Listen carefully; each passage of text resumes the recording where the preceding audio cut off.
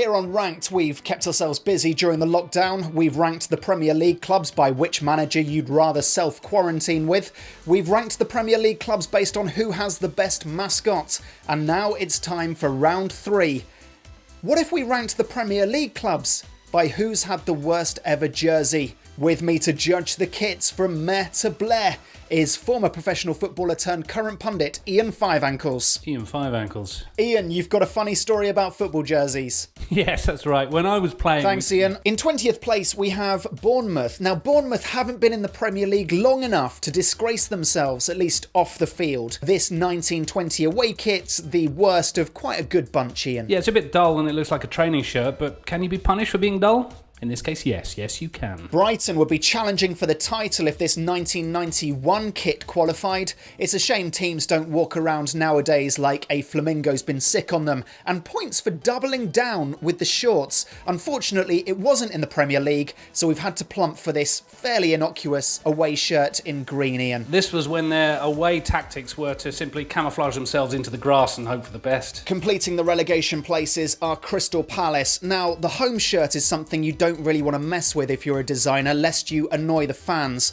Unless you're a club that has so many fans, you can put out any old nonsense. But Crystal Palace don't have loads of fans. They've got 20,000 fans, 2 of whom sing really loudly, Ian. That's right. In 2016, Crystal Palace changed their famous stripes for stripe singular. The reason being, when the team lined up before the game, they became giant stripes. They also became giant stripes when forming a defensive wall, something they did a lot of that season. A sponsor can make or break a club's jersey. Atletico Madrid took that to the nth degree one season when they let their shirts become a Hollywood billboard. Burnley had no sponsor in 2001. Since then, they've done their best to overcompensate. It's distracting, Anthony, yes, but it's not a club like this. I would cut them some slack. Sheffield United had a horrendous jersey the year after they dropped out of the Premier League for the first time. They looked like a golfer having a midlife crisis, which many golfers are. Yeah, sadly that doesn't count. It's this 1992 home shirt that's the pick of the bunch. It even has a string tie-up collar, which would surely be banned nowadays for health and safety reasons. On the plus side, after the game you could take it out and play conkers. Leicester City was a tough choice. You've got this 90s effort, which has a terrible collar, and the bagginess of the era, which doesn't suit anyone. Plus, it was made by Fox Leisure, which sounds like a company selling package caravan holidays to retirees. It's this 2018-2019 away shirt for me, for the sheer greed of the marketing team apart from anything else. They released this for 50 odd quid, but fans quickly realised they could get it for £40 less, just without the badge, from the Adidas store. When you're literally playing in Sunday League gear, things have gone very wrong indeed. In 14th, Wolves. In 1992, they were sponsored by Goodyear and celebrated by having tyre marks all over their kit. But again, not in the Premier League, so doesn't count. So we've gone for 03-04 home, which just screams parachute payments. Now Watford, who in their choice of colours and their finances have to make the best out of a bad situation every season. Their 1994 away kit just looked like they were experiencing TV interference. Their 1999-2000 kit literally enveloped everyone who wore it.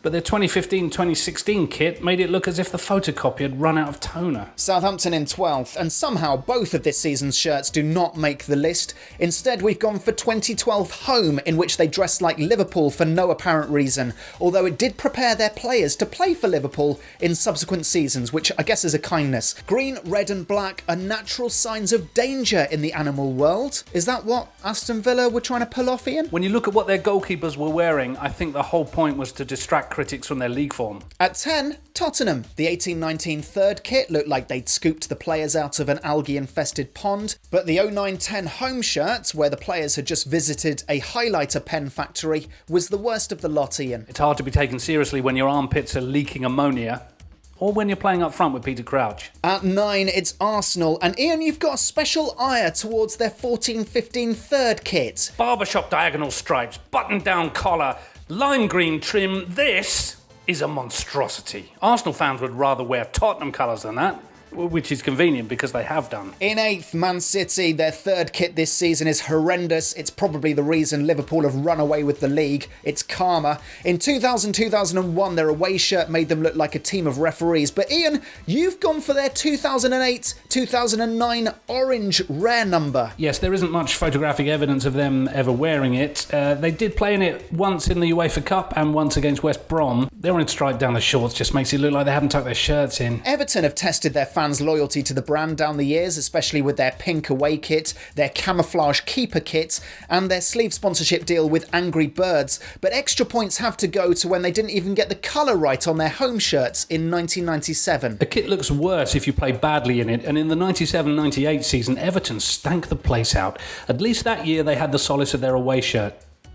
Oh, no, perhaps not. Newcastle's sponsorship deal with moneylenders in recent years meant they always gave 3,422%. But let's go back to the mid-90s. And this number, navy with green and orange stripes, is absolutely abysmal. This was the year after they lost the league title to Manchester United. The sponsor's name across the stripes makes it look like they found a promotional boxing belt in a charity shop. I mean, look how lopsided it is. The players can't even balance properly. In 5th, West Ham. Now, commemorative shirts going back to when your club was founded should always be commended, but look at the state of this one. It looks like Andy Carroll's made t-shirts for his own stag weekend. It's so very West Ham, isn't it? You can imagine them terrorising a provincial town in that gear after watching a mid-ranking darts event while making the cross-arm hammers sign every 10 minutes. Going into the Champions League places now, in 4th place, Liverpool. They keep their home shirts very conservative, but they party with their away kits. And their third kit is where they continue the partying after everyone else has gone home and they wake up on their own in a moonlit field wearing nothing but a traffic cone. 2012-2013 with the NAF Warrior marks on the sleeve is pretty bad, but the worst has to be the 2013-2014 third kit.